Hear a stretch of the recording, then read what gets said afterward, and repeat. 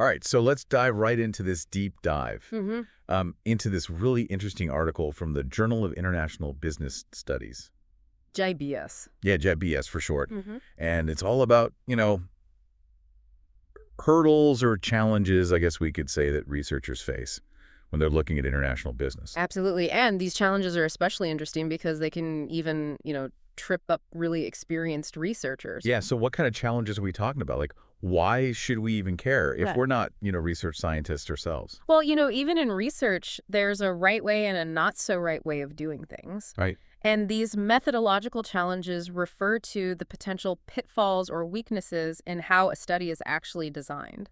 Okay, that makes sense. Yeah. So how does this apply to us, regular people who are just trying to make sense of the world? Why is this important? Because understanding these challenges can actually make you a much more critical consumer of any kind of research that you come across. So whether it's a business article, a news report, or even, a research summary like what we're doing right now, you'll be much better equipped to spot those potential flaws and to evaluate the findings in a really critical way. So it's like a superpower for navigating this world of information. Exactly. I like it. Yeah. Okay, so tell me a little bit more about this article. Oh.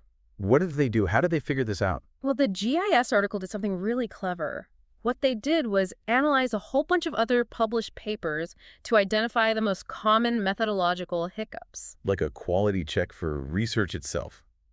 That's Yeah. so meta. Exactly. It's like a debrief after a mission. Yeah. So, researchers get to kind of learn from what's worked well and what hasn't in past studies. Right. It's science basically continuously improving itself. So what was like the #1 tripwire that they found? Well, the most frequent issue that popped up in a surprising 73% of articles was this thing called psychometrically deficient measures. Psychometrically deficient measurements. Yes. Okay, first of all, what does that even mean? Yeah. That's a mouthful, right? So basically what it means is researchers might be using measures that don't actually accurately capture the concept that they're supposed to measure.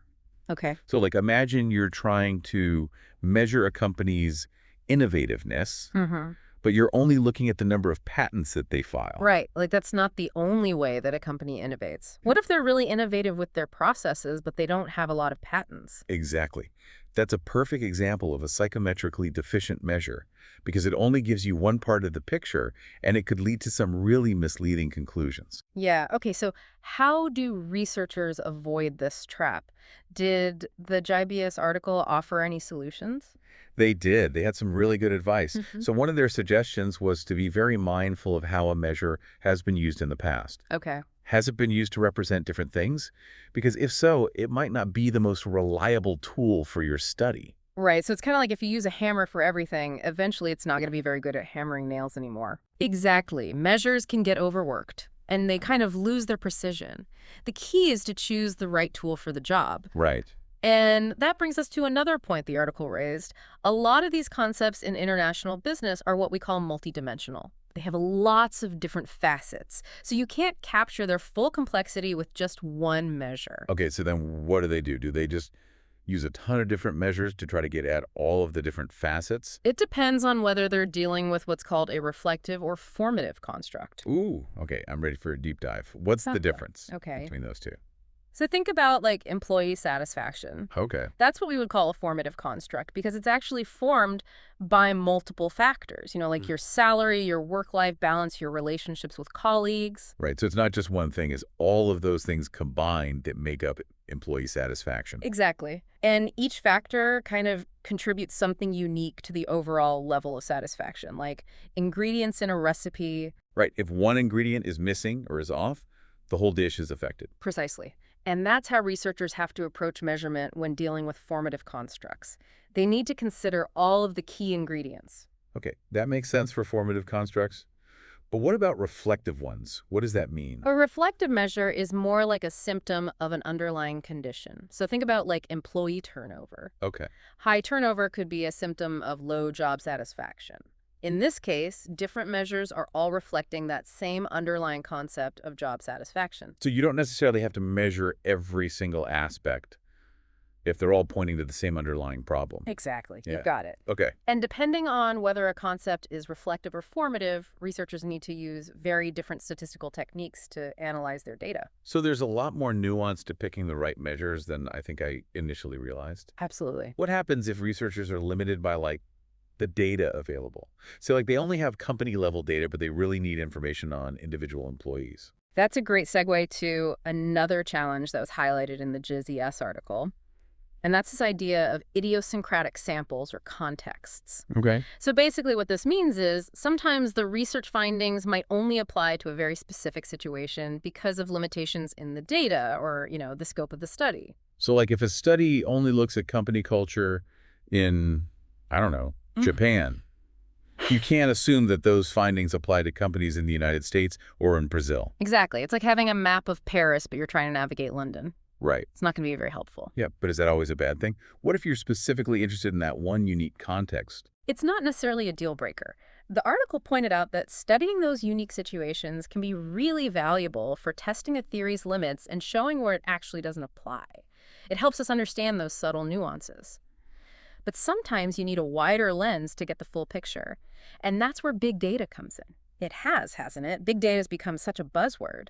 But the JIS article suggests it's not just hype, It can actually be a really powerful tool for overcoming some of those design limitations that we were talking about. Okay, I'm intrigued. Yeah. How so? I mean, we talked about big data in the context of like measurement. Yeah. But how can it help with research design itself? Well, imagine you're trying to piece together this massive puzzle, but the pieces are like scattered everywhere. Okay. Some are in company reports, some are in news articles, some might even be hiding in like social media feeds. And that's kind of what researchers face when they're trying to design a study. The data they need, it's not just existing in one neat little package. So big data can kind of help them gather all those scattered puzzle pieces? Yeah. Exactly. Think of it this way. Let's say you're researching the impact of political instability on foreign investment. Okay. Traditional data sets might only give you like the dollar amount of investment in different countries. Right. But with big data, you can layer in all this other stuff. You can layer in news reports. You can look at social media sentiment. You can even look at government policies related to foreign investment. Oh, wow. So it gives you a much richer understanding of the forces that are actually at play. Yeah, that's like going from reading a textbook to being on the ground and like experiencing it firsthand. That's a great way to put it. And it's not just about gathering more data. It's about the level of analysis you can do. Big data often involves these huge amounts of unstructured information, like text and images, which traditional statistical methods just weren't really designed to handle. Right. But now we have all these new tools that help us unlock those insights that are hidden within that unstructured data. It's like a decoder ring for the digital age. Exactly. One of those tools is called text mining. So it allows researchers to analyze patterns in language and actually extract meaning from like mountains of text data. Okay, so give me an example. How would text mining help, say, with studying consumer sentiment towards global brands? Well, imagine you could analyze millions of social media posts or online reviews or news articles to really understand how people are talking about those brands in different parts of the world. Right. That's what text mining allows you to do. That's a lot of data, though. It would be impossible without text mining. Yeah. But with these tools, you can actually identify trends and themes and even the emotional tones in the language that people are using. It's kind of like having a global focus group right at your fingertips. Wow. So big data allows you to not only gather more pieces of the puzzle, but also helps you see the picture in a whole new way. Exactly. I like it. The JIS article also mentioned that big data isn't just about finding new information, though. Right? Yeah, right. Sometimes it's about looking at existing data with like fresh eyes. There might be hidden patterns or relationships that were missed the first time around. It's like staring at one of those magic eye pictures. It's like... And suddenly a whole new image pops out at you. That's a great analogy. By applying new analytical techniques or even just combining different data sets in creative ways, researchers can glean these completely new insights. This is especially useful in international business research where, data can be really hard to come by. Yeah, that makes sense. So it's a reminder that research is always kind of evolving. Yeah. Even when we're dealing with like quote unquote old data. Exactly. Okay, so I want to shift gears a little bit here. The article also highlighted the challenge of proving causality. That one thing actually causes another. Ah, yes. The classic correlation doesn't equal causation dilemma. Just because two things happen together, it doesn't mean that one caused the other. Like, ice cream sales and crime rates both tend to go up in the summer. Right. But that doesn't mean that ice cream is causing crime. Exactly. There's probably a third factor at play there, like the heat, that influences both of them. Right. And in international business research, where there are so many different factors intertwined, establishing that causality can be really, really tricky. Traditional research designs, they often fall short in this regard. So what can researchers do? Did the Jai Bess article have any suggestions for, like, how to solve this causation conundrum? They did. One approach that they highlighted was using something called quasi-experimental designs. Okay. So these designs actually take advantage of real-world situations that kind of resemble experiments. Give me an example. Okay, so imagine you want to study the impact of free trade agreements on economic growth. Okay. In like a perfect world, you could randomly assign some countries to sign a trade agreement and others not to, and then compare their economic growth. Right. But obviously, we don't live in a perfect world. You can't just tell countries what to do. Yo. So researchers have to get creative. So what they might do is compare countries that did sign a trade agreement with similar countries that didn't, and then look for differences in their economic trajectories over time. Brilliant. It's not a perfect experiment, but it allows you to draw some stronger causal conclusions than just observing those correlations. So it's kind of like nature's conducting this giant experiment. Yeah. And researchers are carefully observing the results. That's a great way to put it. And this approach is actually really well suited to international business research where, true experiments are often just impossible.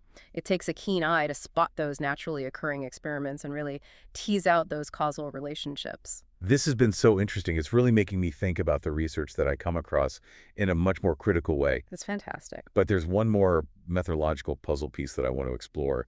The GIB's article also touched on this technique called necessary condition analysis. NCA.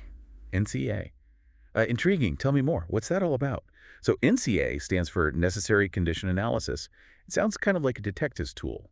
What mystery does it help solve? You could say that NCA actually helps researchers identify those must-have factors for a specific outcome. It's about figuring out which conditions are absolutely essential, those non-negotiables, without which success is just not possible. Okay, so it's not just about things that contribute to success, but things that are absolutely required Exactly. for success. Exactly. Think about it like baking a cake. You need flour, eggs, sugar. Those are non-negotiable ingredients, Yeah. Without them, you're not making a cake no matter how fancy your frosting is. So NCA helps us pinpoint those essential ingredients for success in international business. Precisely. And that's where it gets really interesting.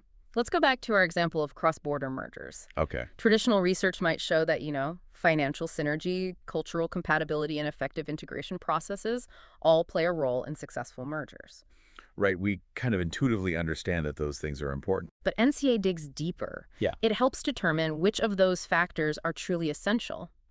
So you might find that even with great financials and a smooth integration process, the merger will fail if there's this fundamental lack of cultural compatibility. So cultural compatibility becomes the make or break factor. Exactly. The essential ingredient that you just can't do without. Right, like you can't substitute it with anything else. Exactly. Yeah. You need that. It's like building a skyscraper. You can have the best architects and the best construction materials, but if the foundation is shaky, the whole thing is at risk. So NCA helps identify those foundational elements. Yeah, the must-haves for success. Okay, but how does NCA actually work in practice? Is it like a completely different type of statistical analysis? It's more about using a different lens to actually view the Yeah. data. Traditional methods often assume that, different factors contribute to an outcome in like an additive way. Okay. Like more of one factor can compensate for less of another. So like adding more sugar to the cake batter can make up for using fewer eggs? Precisely. But NCI operates on a different principle. It looks for factors that are necessary, meaning their absence can't be compensated for, no matter how strong those other factors are. So it's about identifying those bottlenecks, Ah, the critical points that can make or break the whole process. you got it. And that's incredibly valuable for decision-making in international business, because NCA can really help companies focus their efforts on those truly essential factors, the ones that they absolutely can't ignore. Wow. This has been such an eye-opening deep dive into like the methodology of international business research. We've covered so much ground from, choosing the right measures to navigating the world of big data to understanding causality and now identifying those critical success factors with NCA. And what's so exciting is that these methodological advancements aren't just for academics. They really have the power to improve how we understand and operate in this globalized world. I feel like I have a whole new toolkit for evaluating research and making better decisions in my own work. That's fantastic to hear. And for all of you fellow knowledge seekers out there, remember that research is an ongoing journey. stay curious, stay engaged, and never stop questioning. The more we understand about how the global economy works, the better equipped we'll be to actually navigate its complexities and hopefully create a more prosperous and interconnected world. Couldn't have said it better myself. Thank you so much for joining us on this deep dive into international business research. Thank you for having me. Until next time, keep exploring.